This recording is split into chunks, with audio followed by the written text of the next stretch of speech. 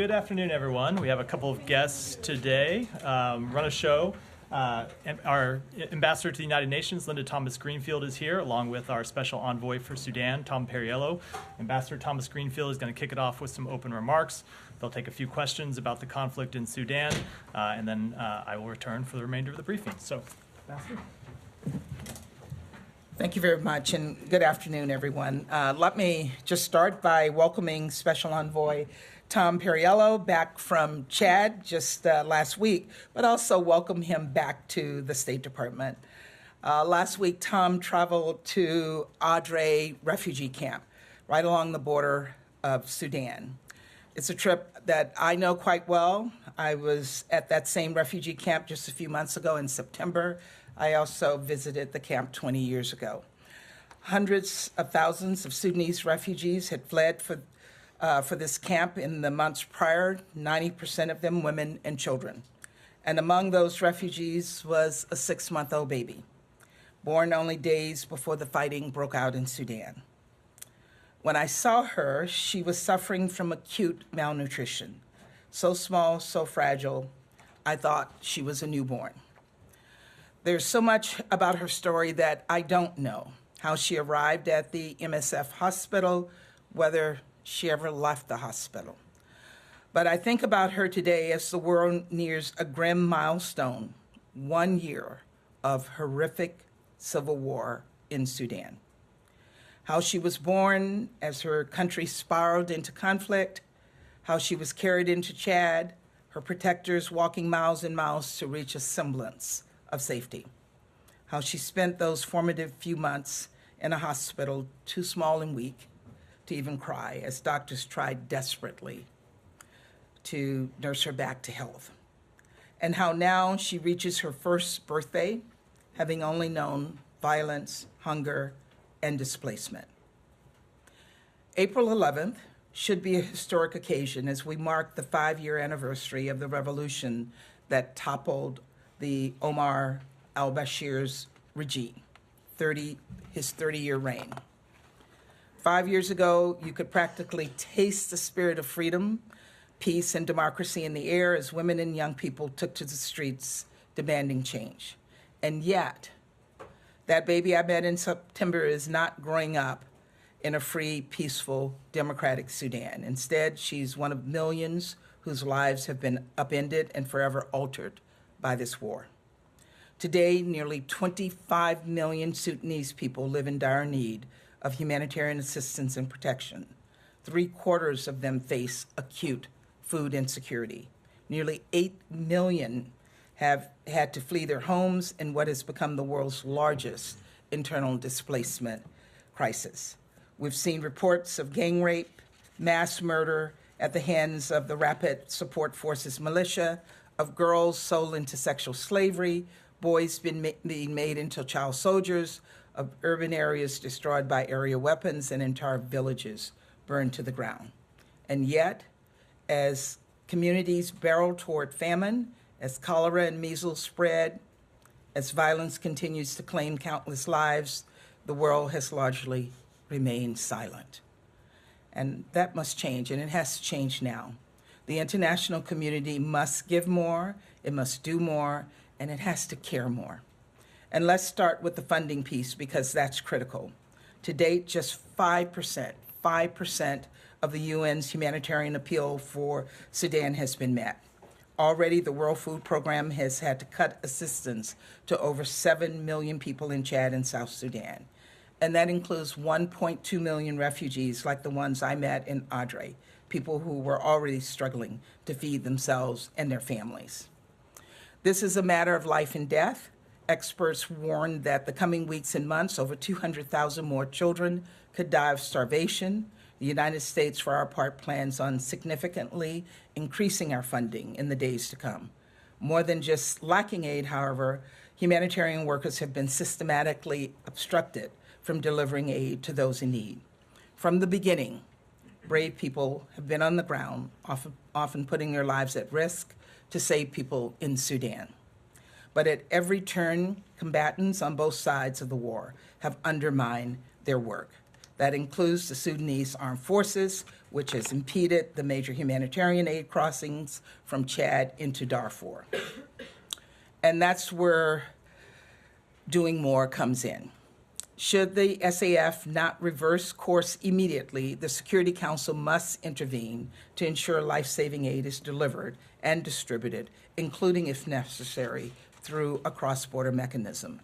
What's more, we must continue urging the warring parties to stop the fighting and get back to the negotiating table, as well as urge those outside supporters prolonging this conflict and enabling these atrocities to stop sending weapons to Sudan.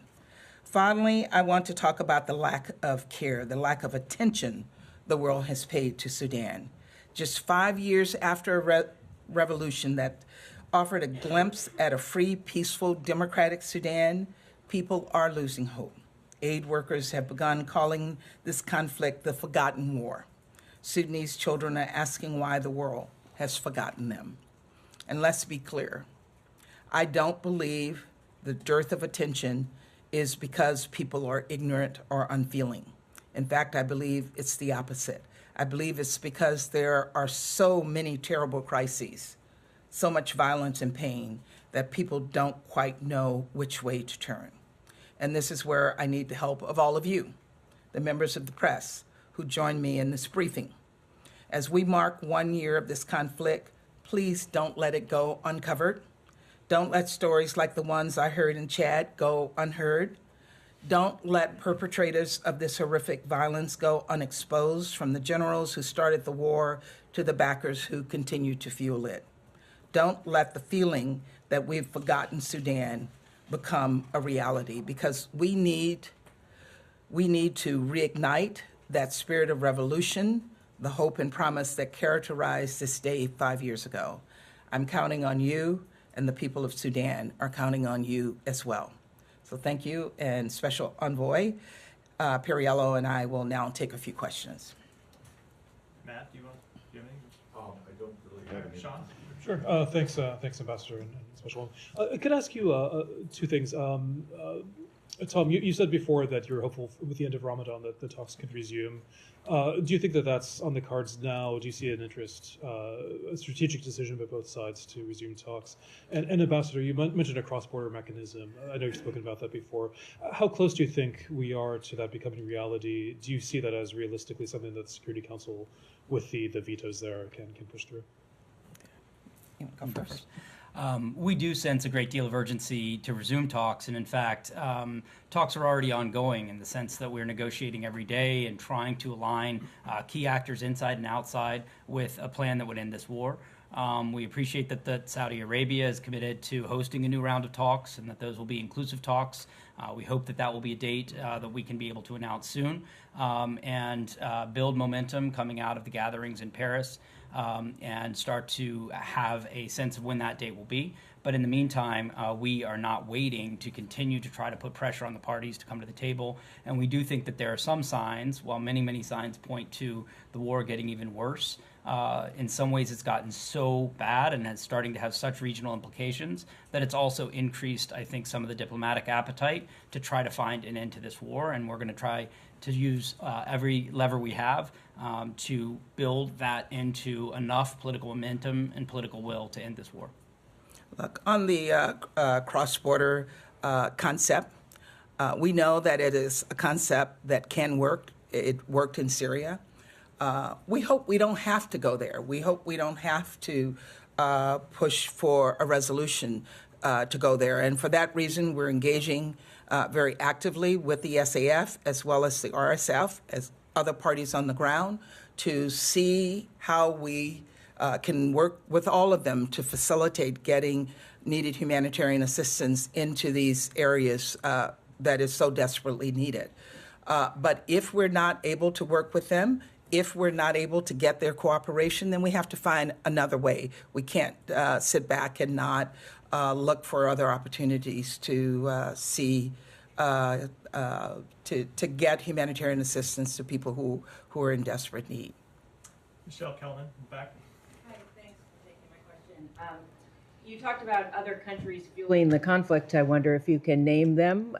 What are you telling them? Because I think some of them are U.S. partners. Yeah, and what more can the U.S. do to put pressure on the political players in terms of sanctions? With all of the countries who have been identified as possibly fueling this conflict, we have had direct conversations with every single one of them to press them to cease their support and fueling of this war. They've been named in the press.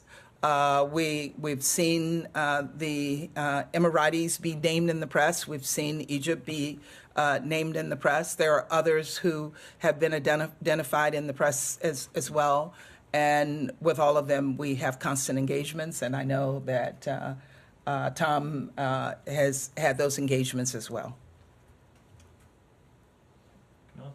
Thank you. Just to elaborate a little bit more on that, to what extent is the UAE, can you talk about them helping the RSF and refusing to listen to US messages to stop its weapons shipments? Can you speak about that at all? I think we've been making very clear to all partners across the region that escalating the war at this time is something that is going to not only have increasing humanitarian costs, but actually risks destabilization of the entire region. We see a conflict that in some ways has been between two sides that shows signs of being increasingly factionalized in ways that brings in some of the tribal militias that have stayed neutral. It affects the ability of some of the neighboring countries that have tried to be constructive and not get more involved to get pulled in. And right now is a time that every arms shipment, every bit fueling this conflict is something that pushes us closer to not only famine, but to a failed state.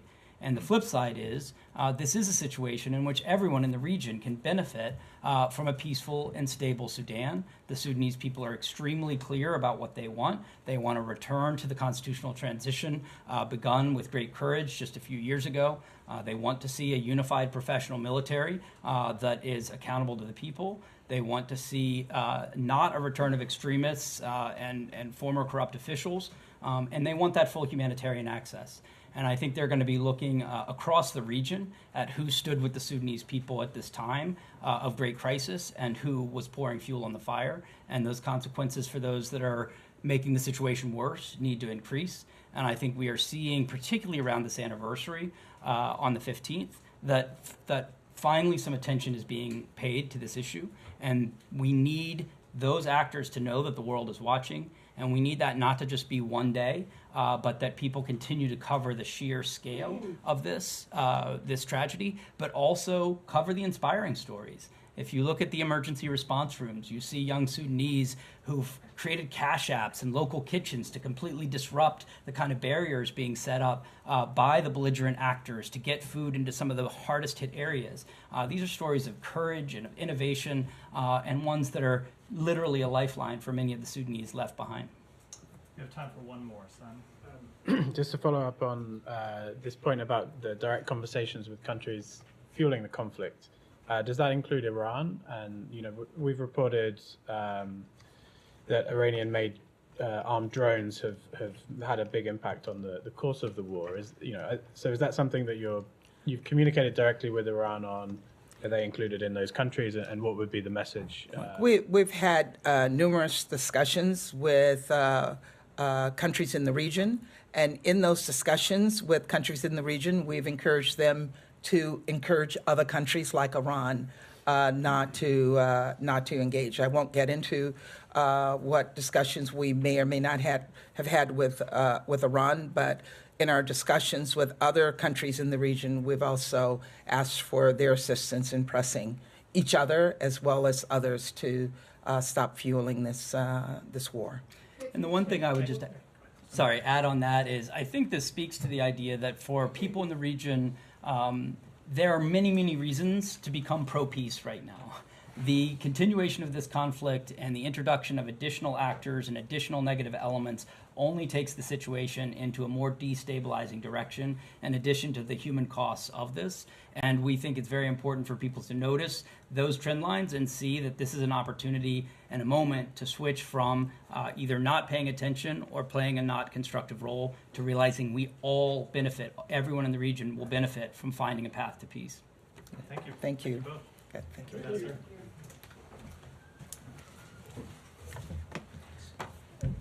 Okay. So before we get to questions, I have just a couple of opening comments about the situation in the Middle East.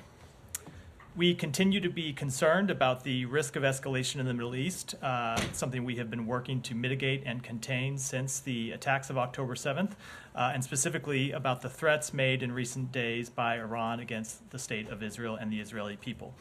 You saw the president make clear yesterday that we stand in strong support of Israel's security against these threats.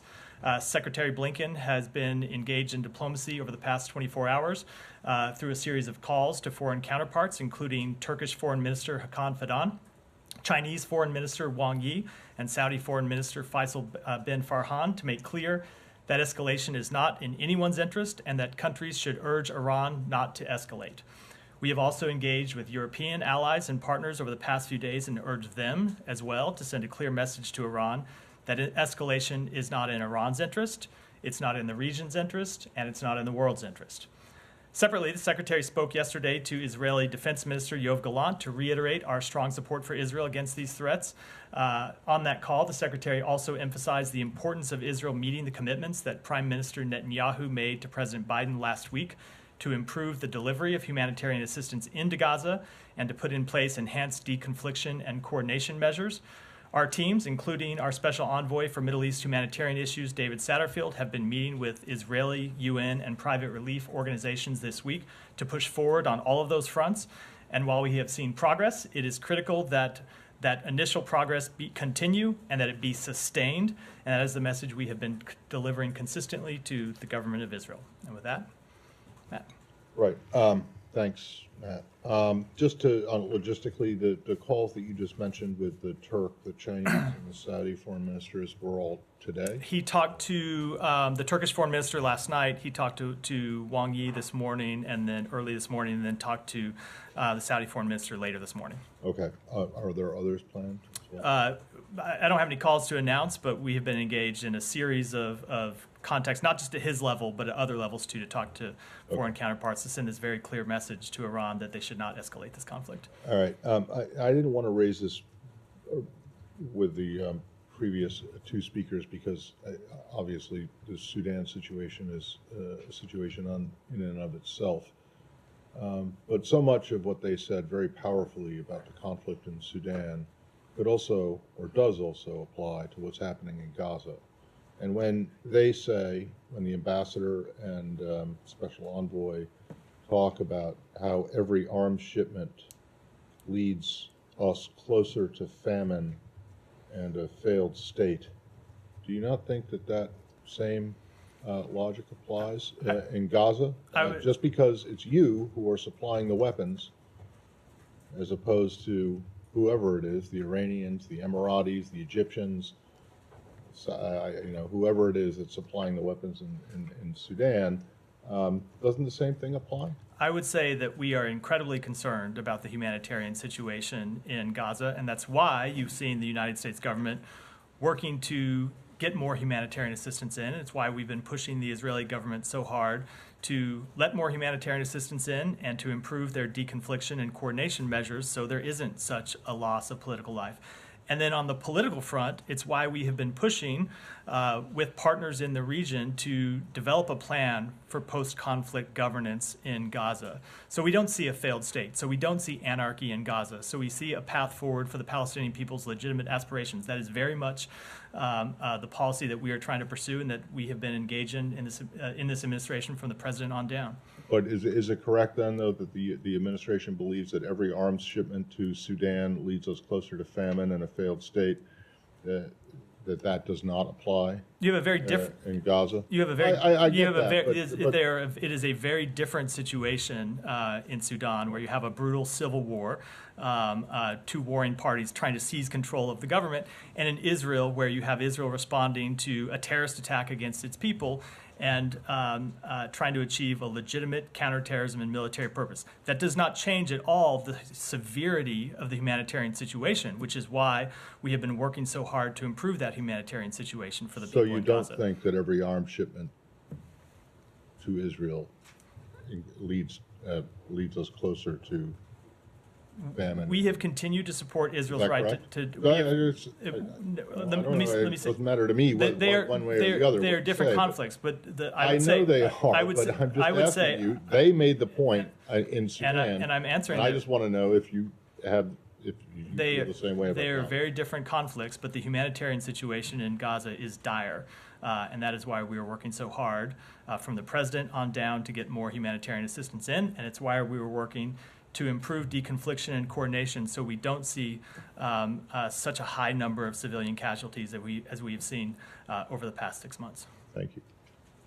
Sean, go ahead. Can I just pursue briefly on the opening comments on calling Wang Yi and others?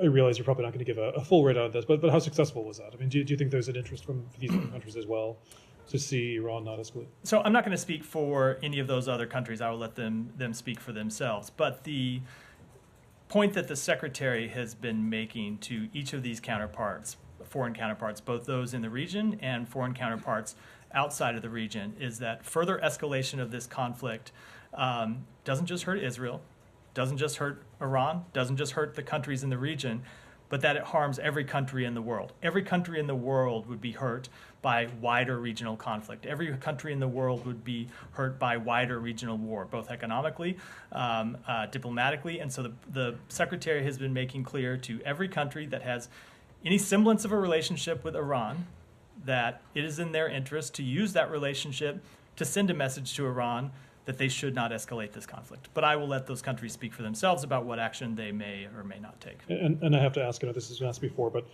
Iran, of course, argues that a diplomatic facility was struck in Damascus. Has there been an assessment at this point from the United States whether this was indeed a strike at a diplomatic facility? We do not have a final determination. It's something we're still assessing. Do you think there will be an assessment at some point from the U.S. on that? I do, but it's something we're continuing to work through. Matt, on this, Yeah, Michelle, go ahead. reports say today that Iran delayed or changed plans to attack Israel at the last moment due to U.S. warnings. Can you confirm that? And do you still expect an Iranian reaction to the attack on Damascus? So I'm not going to speak to what Iran may or may not do or what our assessments are. You don't need an intelligence community assessment to see the threats that Iran has been making. They've been making those threats quite publicly and quite loudly over the past few days. So we will continue to send the message to them that it is not in their interest to escalate this conflict, and it's not in the region's broader interest, and we hope other partners will send that same message. Yeah, go ahead, Nadia. Sure.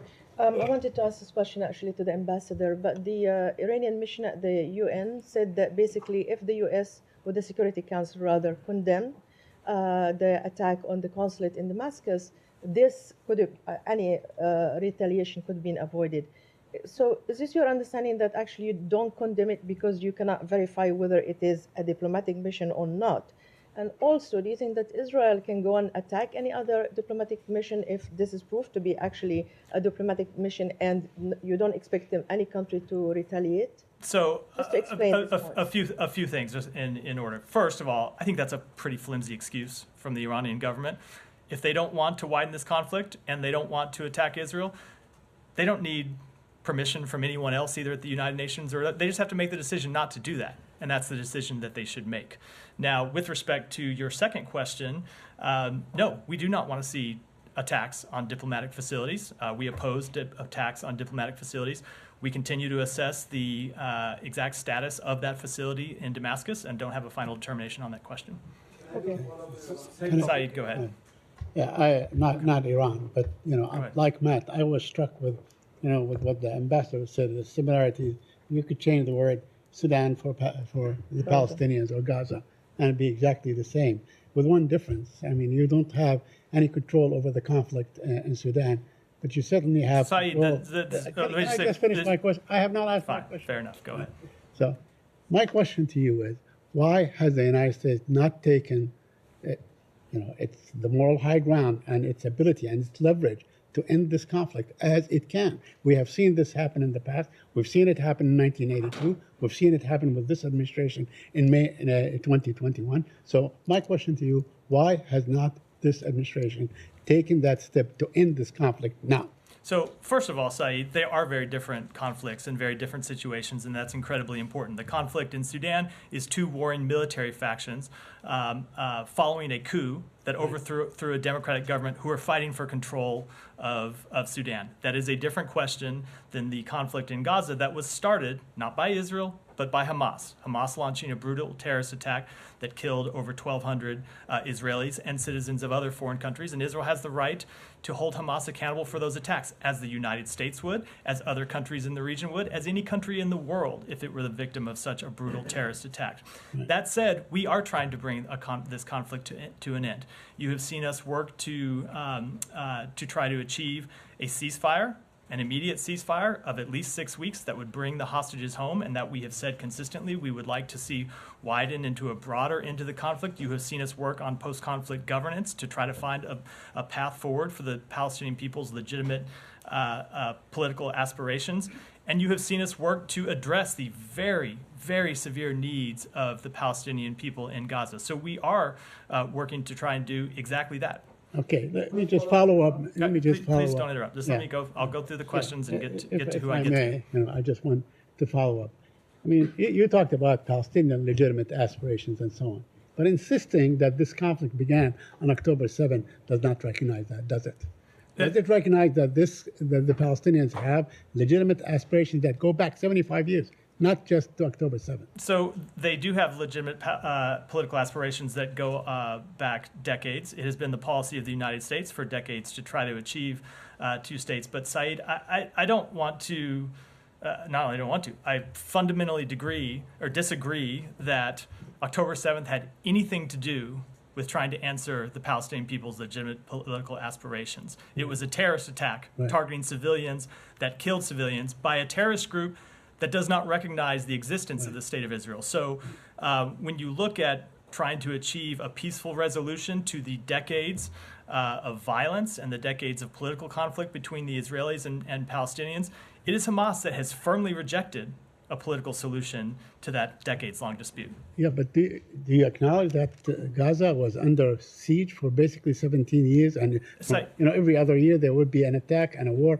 by Israel time after time after time, killing hundreds and thousands. There have been incidents going back in this dispute, in this conflict for decades. Nothing that happened on either side justifies the attacks of October 7th. I have a quick question on Iran. Go ahead. Just one, there are reports of the Iranian foreign minister coming to New York City next week to visit the UN.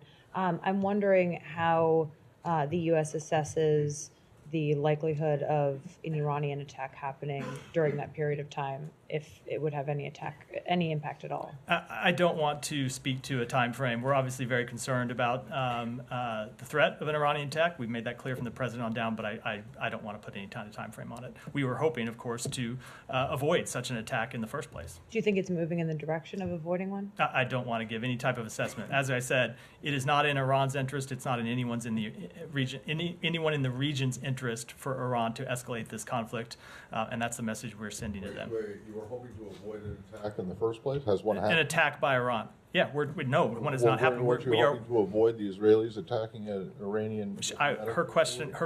I know, hold on. Let me just answer the question. Your answer to her seemed to suggest that you thought the Iranians had already retaliated. No, my answer. Well, that's not what I would suggest. My answer was in the context of the question she asked me, which was about an attack coming next week. Fair enough. So, let's go. Let me.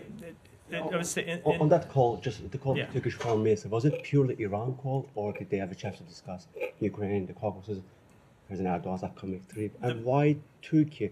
Do you guys believe that Turkey has enough leverage to move the needle? Iran, they have Iran's ear? It's not just Turkey. It's a number of countries. It's other countries as well that have relationships with Iran, Saudi Arabia, China. and we have made have had other diplomatic engagements with countries in Europe and other countries in the world because we want to send a very unified message. With respect to the call itself, the primary purpose of the call was to discuss Iran's threats against Israel. There were other issues discussed, but I don't want to get into those. I was asking because we have a statement from Khamenei last night saying that any Islamic countries supporting Israel or not supporting their narratives, they engage in treason. Any countries that what? Any Islamic countries that do not, fall in line with their narratives, they engage with treason. I was wondering how much their calculation of calling Turkey in this case is part of. It doesn't have anything to do with those comments. Obviously, comments are ones that wouldn't just be rejected by the United States, but would be rejected by other countries in the region. I have different questions. Let me stay in the region, and then go ahead. Thanks.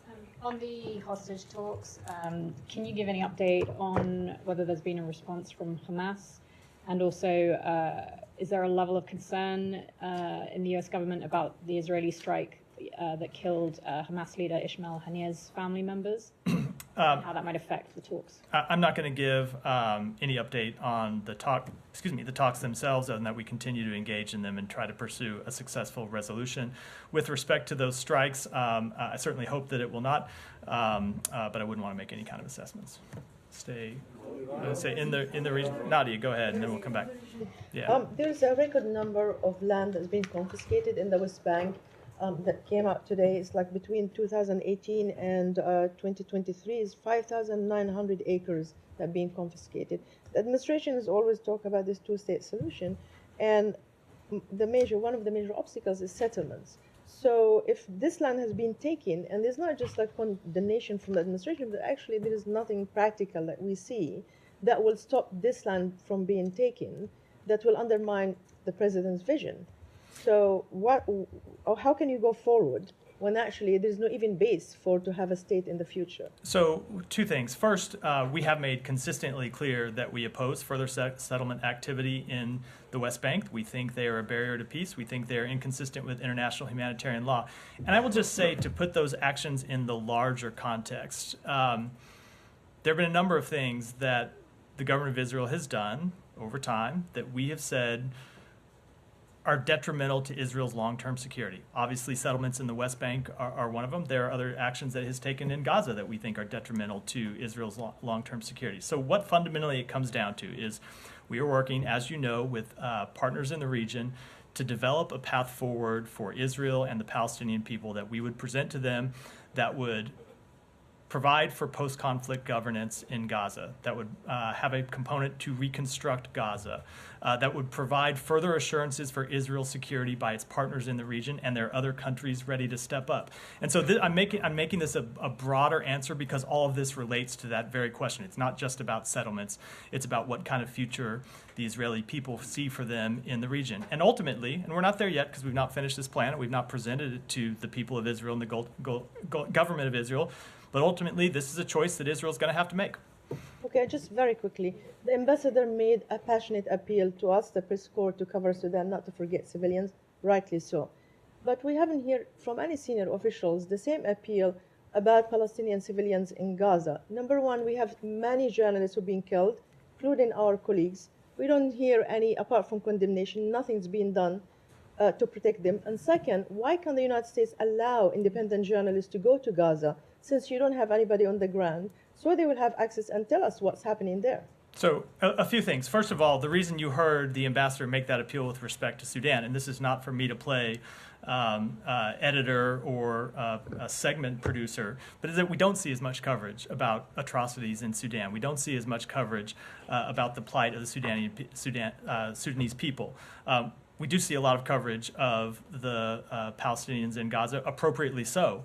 But I think her point was that we would welcome seeing coverage of this very difficult conflict that we are trying to resolve in Sudan. When it comes to journalists in Gaza, we have made clear on a number of occasions that we want to see journalists protected, and the coordination and deconfliction measures that we have been pushing the government of Israel on so hard, that the president pushed the government of Israel on in his call on Friday, would ultimately help with journalism and make it safer for journalists to operate inside Gaza. And I will just make it very clear that we have pressed the government of Israel directly to allow journalists to go into Gaza. It's not something that we control, but we have made clear that we all benefit from seeing what's happening on the ground, that we know what's happening there, not because we have U.S. Officials there, and many other countries don't have officials there, but because they're journalists who are putting their lives on the line to bring us those stories. And we've made clear to the government of Israel that we think they ought to let more journalists in. Yeah, go ahead, and then I'll come to you, and then we'll start taking other ones. I'm going to come to you, Janie, but I doubt it's an Israel question, so that's why I'm moving around the room first. You may surprise me, so I'll just go ahead. Thank you, Matt. America has a number of allies. What message do they receive when America harangues one of its closest allies, Israel, and their democratically elected leader Benjamin Netanyahu in a follow-up? I think the message they should see is that we want Israel to live up to its values, that we want to see Israel live up to the same standards that we expect every country in the world, including ourselves, to live up to. Thank you. Benjamin Netanyahu is the longest-serving prime minister in Israel's history. Clearly, the majority of Israelis agree with his policies, since the majority of voters keep re-electing him. How does this mesh with what President Biden seems to be calling for, which is essentially a rejection of Israeli democracy? So first, I think that is a vast conflation of two very different things. So it is up to the Israeli people to choose their leaders. We strongly support their right to choose their leaders, as we do for the people of every country in the world. But we are going to engage with the governments that they choose to talk with them about what we think are the policies that are in our interest, what are the policies that are in their interest. And you have heard the president himself spoke to this in the week right after October 7th, when he made the point, these aren't the exact words, but it's the general gist, that sometimes in the aftermath of a horrific event, your vision can be clouded and you can make mistakes, and we're there to offer them our very best advice as a country that's made mistakes in the aftermath of horrific events, and to try to keep them from making some of those same mistakes. Well, it seems like there's an attempt to demonize the current Israeli government, their efforts to support the overthrow of the Israeli government with a lot of protests. So that is not what you've seen from this administration. We've traveled to Israel. Secretary's been there 8 times, I believe, since October 7th, meeting with Prime Minister Netanyahu. The president has been there. He talks to Prime Minister Netanyahu all the time. The secretary just talked to the defense minister yesterday. We fully support the right of the Israeli people to decide who their leaders are. Thank you. Thank you, Matt. As Secretary Blinken spoke with the regional leaders about sending a message to Iran, were there any connections with the Iraqi leaders to send any message to Iran? I don't have any engagements to read out today. Okay, and have you received any signals from the Iranian government that they're taking these messages into their consideration? I'm just not going to speak for the Iranian government at all. And in the past few times, the Iranian used it to baseless justification to attack the Erbil and also Khorasan region in a response to the threats from Israel. Is there something that you concern maybe Iran this time use the same justification and to attack the U.S. allies and U.S. friends in the region in the retaliation for that attack? So 2 things. We have made clear to them that they shouldn't escalate this conflict in any way, with respect to Israel, with respect to others in the region, with respect to U.S. forces. One of the first messages we sent to them when the Iranians were making these baseless claims that the U.S. was involved in the strike in Damascus is that is not true. We weren't involved. We didn't know about it. And you should not use this as a pretext to strike U.S. forces in the region, including in Iraq, as we have seen their proxy groups do over the past few months and the past few years. And last thing, have you granted visa for the Iranian foreign minister to attend we never speak to visa records. They're confidential by law, and so I can't speak to visa records from here. But has long been the case, we take our obligations as the host of the United Nations very seriously. So when he shows up in New York, you just assume that that's confirmation that he got a visa? Well, you can't travel here without one, so I can't speak to it, but you can't travel here without one. But I would note that Iranian foreign ministers have traveled to New York under administrations of both parties, including the last one. Yes, no, I'm not suggesting that there's anything inappropriate or untoward about it. It's just that, it's ridiculous. The guy shows up in New York. If he shows up in New York, it's pretty damn clear that he got a visa. I would welcome your advocacy to the United States Congress to change the law and allow me to speak more about any number of things from here, not just visa records. Janie, go ahead. Thank you. I didn't surprise you today, but I had to ask. I had to ask Ambassador Greenfield, and I hope you can answer this. All right. I'll do my best. Okay, I'm ready. Ambassador Greenfield will be visit South Korea this weekend. What agenda will she discuss with South Korea? Also, she will visit to Panmunjom this time. So I said I'd do my best. I'm afraid I'm going to disappoint you. I am not in a position to preview her trips. She does have a press office in New York, and I would urge you to send the inquiry. That's why you didn't give me any chance to ask her. She had a limited time. Sorry, Okay, I would have loved her to stay longer. The more questions she takes, the fewer I have to. Not that I don't enjoy our lengthy engagements. All right, second question, quick. The United Nations Security Council's expert panel on sanctions against North Korea was disconnected. Will the U.S. submit a report together with the other countries? And do you expect to discuss with South Korea or Japan about the continuation of this report?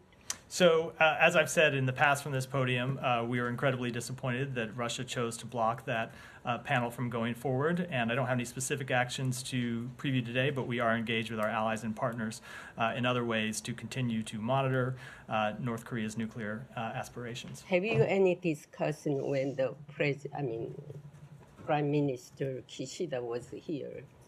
Do you have any chance to discuss? I would defer to the White House to speak to those engagements. Go ahead. Thank you. And if I can ask you about your new diversity and inclusion chief, Zakiya Carr-Johnson.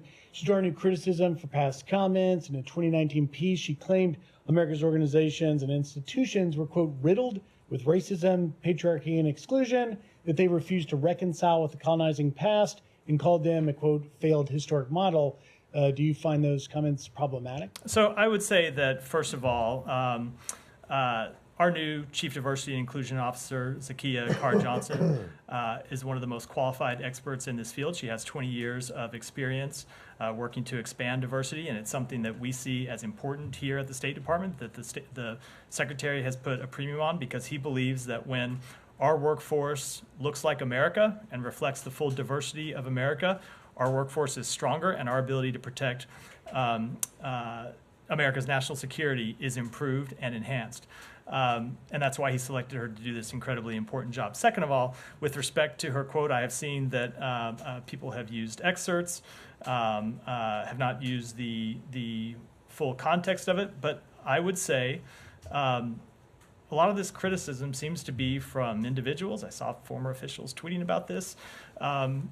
Secretary Pompeo, certain former officials who don't seem to, for whatever reason, to support our work to expand diversity inside the State Department. And that's just where we have an honest disagreement, where we think that's work that we ought to do, and we ought to hire experts who have experience in doing that, and that's what we're going to continue to do. And I think we're just going to have to disagree with some of those critics. Can I just lastly read you? Secretary Pompeo, obviously worked here in the building, said, quote, the State Department should be staffed by individuals who love America and believe in our core principles, not ideologues who think that America represents a failed historic model.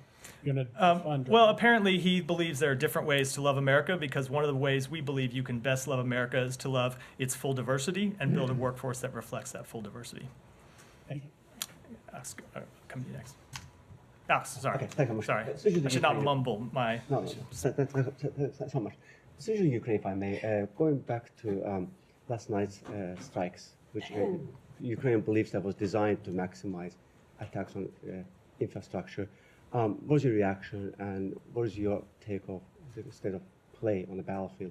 And do you still believe that Ukraine doesn't have a right to retaliate? So we have seen Russia, unfortunately, continue to attack Ukraine's energy infrastructure. That's something they've done not just overnight, but over the past couple of years. And I would say for us, it comes back to the need for Congress to fully fund, fully pass the president's supplemental request. And it goes directly to this question you asked me about the situation on the battlefield, where we have seen Ukrainian armed forces having to ration artillery shells, having to ration ammunition, and of course that has an effect on their ability to fight the war and an effect on their ability to repel Russian troops, and it's why it is so urgent for Congress to act. But is there any active restrictions on Ukraine imposed from the U.S., by the U.S., to prevent them from retaliating this obvious step to take it back to Russia. So two things. We have made clear that we do not encourage strikes outside of Ukraine, and we do not enable those strikes with U.S. provided weapons, and that we don't want to see U.S. provided weapons used for strikes outside Ukraine. Ultimately, when it comes to deciding how to prosecute this war, those are Ukrainian decisions, but we do not encourage or enable such strikes. I have one more, if I may, on Georgia. So what is there anything you have learned during the past couple of days, since Georgia government moved forward and submitted the Russian law? Just curious, like, what do you made it clear that this is taking Georgia away from European path. Do you witness democratic backsliding in Georgia? Is that your analysis? I don't want to make any broader assessment than the assessment I made the other day that pertains to this specific law that we believe would harm civil society organizations working to improve the lives of Georgian citizens and would derail Georgia from its European path. It's still draft legislation, and I'll leave it at that. Has anyone from this? Let me move on just because we're running short of time. Michelle. Do you have any comments on the release of more than 1,500 prisoners? We did see that step by the government of Bahrain. We welcome very much the decision by the King to pardon over 1,500 prisoners, along with the government's announcement April 9th that they will work to help the recently released find employment. Thank you. Yeah. Go. Oh, Sean, I'm sorry. Go ahead, and I'll come back. This time I promise I'll come back.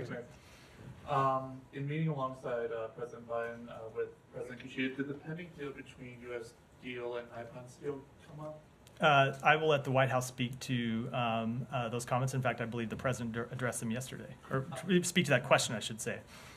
And on Wednesday, President Xi held a meeting with President Taiwan Ma, who supports closer ties with China. Does the department have any reaction to this meeting? No, I do not. Sean. Two things. One, going back to Ukraine, the Swiss have announced a conference on Ukraine. This is in light of Zelensky's visit in Davos and the peace formula he has. Russia has had some strong words about it, saying that it's part of the Biden re-election campaign, I think, and that the U.S. is behind it. Does the U.S. have any comment on this, on whether the U.S. will participate, whether it sees utility in the conference? So I don't speak to campaign matters, but that doesn't show a lot of confidence in the Swiss government's ability to conduct their own foreign policy matters. I would say, obviously, that is an absurd allegation by the Russian government. I can't preview. I believe that conference is still several weeks away. I can't preview what the U.S. participation would be. But we have supported Ukraine's diplomatic efforts. We have supported Ukraine's peace formula. We have supported President Zelensky making his case to other countries in the world, and we will that will continue to be our policy. But we have seen consistently that Russia has not been willing to engage in real diplomacy about a path forward for Ukraine. Ukraine has made clear that at the right time they would welcome that, and they have not had a willing partner in Russia.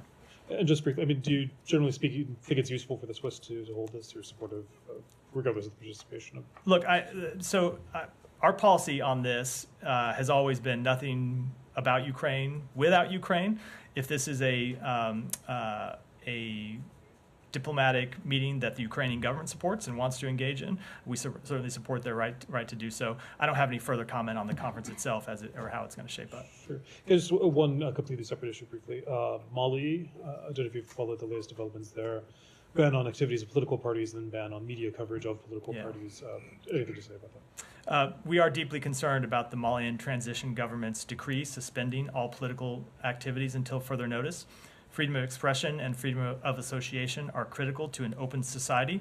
The transition government has already made a decision not to hold an election in February 2024 to return to a civilian-led democratic government, despite the commitment that it made publicly in 2022 to do so. We call on Mali's transition government to honor its commitments to its citizens and hold free and fair elections. In Mali and elsewhere, democracy remains the best foundation for stability and prosperity. Simon. I want to ask about another conflict which is often getting forgotten, which is in Myanmar, Myanmar or Burma. The rebel alliance of rebel forces have taken the main border crossing with Thailand recently. The situation is very fluid in this conflict. Wondering, this is right up against obviously a U.S. ally. Are you having any? Is there any diplomacy going on from the U.S. with Thailand about how they should be dealing with this? You've got refugees coming across the border. the junta forces reportedly trying to sort of use Thailand as taking flights into Thailand to try to sort of push back the rebels in this case. So, wondering if the U.S. has any new sort of actions that you've been taking as this has been developing. So we have been incredibly concerned about potential spillover of this conflict. It's something that we have been focused on. With respect to any engagements with Thailand, let me take that back and get you an answer. I don't have anything to read out. Go ahead. Due to situation in Gaza, there is too much hate spreading all around the world, even here in U.S. as well. Is it a concern? It's absolutely a concern. You've heard the Secretary speak to this on a number of occasions, including in Israel, when he said that the worst thing that can happen is people dehumanizing each other, and that once you see people on either side of this conflict dehumanizing each other, it gives license, not legit actual license, but they give themselves license to do any sorts of things that we would oppose and that are not in anyone's interest. So it's absolutely one of our concerns. We have unfortunately seen a rise in anti-Semitism. We have seen a rise in anti-Muslim sentiment, and the President has spoken to this. It's something we've been incredibly concerned about, both here at home and around the world. There are many religious scholars and others trying to portray this situation as a war between Muslims and Jews, while many others believe it is just a territorial conflict. What is your position on this, and what would you going to say to those spreading hate in our communities? So I don't want to see, we would obviously don't want to see anyone spreading hate in any form.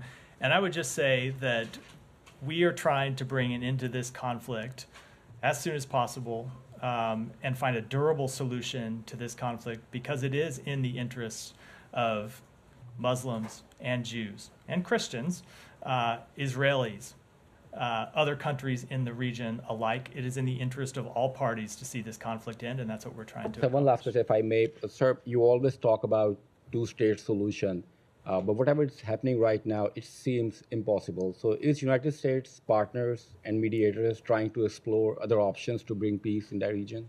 So I spoke to this a little bit in response to an earlier question. We think ultimately that is the path forward, and I know it's incredibly difficult and it looks incredibly bleak. But it is our assessment that at the end of this conflict, it is going to end, that if there is not a path forward, Israel is going to be back with the same security risks it has had since before October 7th. It is going to be in the same position with respect to a lack of relationships with all of its neighbors. And it is in Israel's broader security interests to find a path forward for reconciliation with the Palestinian people, as difficult as that seems. And so that's why we're going to continue to pursue it. Go ahead. Thank you very much, Matt. Just three questions. One is, come on, it's my sixth briefing. Three questions is not too bad. Just go ahead. So with regard to Iran, please correct me if I'm wrong, that this administration has basically made Iran more stronger in these past few years, till now, this threat thing that has started. But can you confirm whether Pakistan and Iran, you have information that Iran is supporting the ISIS in Pakistan right now, these recent terrorist activities? Do you have any information that it's the Irani regime that is doing this or no? So I would obviously disagree with your characterization. I'm not going to get into a long rebuttal about something we've spoken to a number of times, but no, I do not have information to suggest that.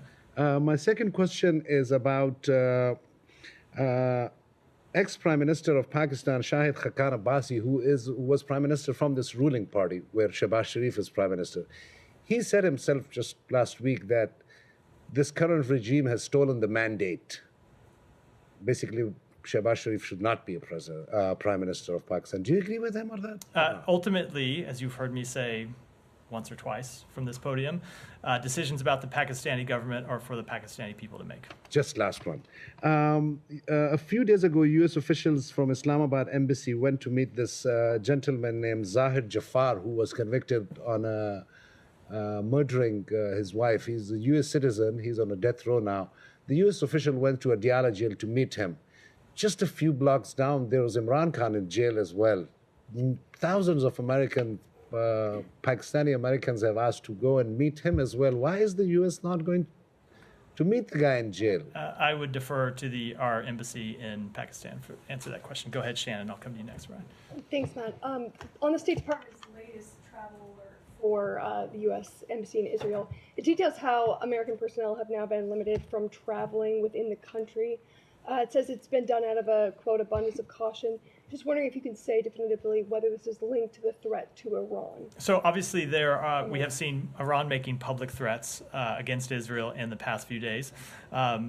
Israel's in a very tough neighborhood, and we have been monitoring the security situation. You saw us slightly adjust our travel warnings at the beginning of this conflict, and we conduct ongoing assessments all the time about the situation on the ground. So I'm not going to speak to the specific assessments that led to us to restrict our employees and family members' personal travel, but clearly we are monitoring the threat environment in the Middle East and specifically in Israel, and that's what led us to give that warning to our employees and their family members and to make it public so all U.S. citizens who either live in Israel or are traveling there are aware of it. Right. Thanks, Matt. President Biden said this week that the U.S. is considering Australia's request that it drop its extradition attempt against Julian Assange and instead allow him to go back to Australia. Normally when we ask about Assange, refer you to the Department of Justice, but now that the president has said that there are diplomatic talks going on, that seems like it would be squarely in the State Department. So is the State Department involved in these conversations with Australia? What can you tell us about these talks? That is a good way to try to get me to violate that rule about not commenting on extradition matters, but I'm going to refrain from doing so. I don't have any comment. I would refer to the Justice Department for comment on this. Does it broadly raise concerns for you about free speech and free press issues? You often will see dictators say, why is the U.S. lecturing us about press freedoms when they're trying to extradite a foreign citizen to their own maximum security prison? So I will let the Justice Department largely speak to this issue, but as you've heard me say here before, one of the crimes that Julian Assange is charged with is helping Chelsea Manning hack into government systems, not receiving classified information, but helping her actually break into government systems to retrieve classified information, which, as far as I'm aware, has never been considered a legitimate journalistic practice and is not the kind of practice that journalistic organizations typically engage in. Well, technically, he offered to help her cloak her identity so that she wouldn't be discovered. We as journalists do that all the time with sources talking on Signal and other devices to try to make sure that sources are protected. Is that considered helping? So I am now a little bit, but probably further than I ought to go about facts that still are contained, or alleged facts that are contained in a pending indictment. Go ahead. Thank you so much. 2 questions. Saudi Arabia joined Pakistan in addressing Jammu and Kashmir dispute while engaging with India through dialogue. Will United States encourage any mediation from Saudi Arabia between Pakistan and India? Because from very recent past, we observed that United States encouraged all those engagements that goes according to the regional interest of US, including the Houthis and Saudis talks. After October 7th, US stressed Saudi Arabia to halt that talks. Before October 7th, US was encouraging that. Let me take you that one back and get a complete answer. And number 2, National Security Advisor had a scheduled visit to Saudi Arabia for talks on Israel normalization. Is it rescheduled, or with the ongoing circumstances in the Middle East, there is some policy change expected from the United States? So I will let the White House speak to the National Security Advisor's travel, but I did see him at the White House podium 2 days ago saying that he does intend to reschedule that trip. Go ahead, and then we'll go here and then wrap up for the day. What is the State Department's position regarding Israel possibly conducting an offensive attack on Iran or Iranian interest? As Netanyahu today said, they're ready for defensive or offensive attacks. Wouldn't an offensive attack be part of that escalation that you say that we're trying to prevent? So I'm not going to speak to hypotheticals other than to say we don't want to see this conflict escalated in any way. Go ahead. Thank you. The Spain's Prime Minister, Pedro Sánchez, has said that he will recognize the state of Palestine before this summer and that he wants other European countries to join him. Do you have any comment on that? every country has to make its own decision with respect to when and where it recognizes entities in this regard. I will say on behalf of the United States, we have always believed, we have always strongly supported the creation of an independent Palestinian state, but we believe that that's something that is best achieved through dialogue and negotiation between the two parties as well as other countries in the region, and that's something we're actively pursuing. With that, do you have one more? Yeah, go ahead. Yeah, also Mexico asked today to suspend Ecuador's membership of the United States after the raid on the Mexican embassy. Do you have any answer? I don't have anything other than what we said previously, which is we have asked Ecuador to work with Mexico to find a resolution to this dispute. With that, wrap for today. Thank you. Thanks, everyone. Thank you.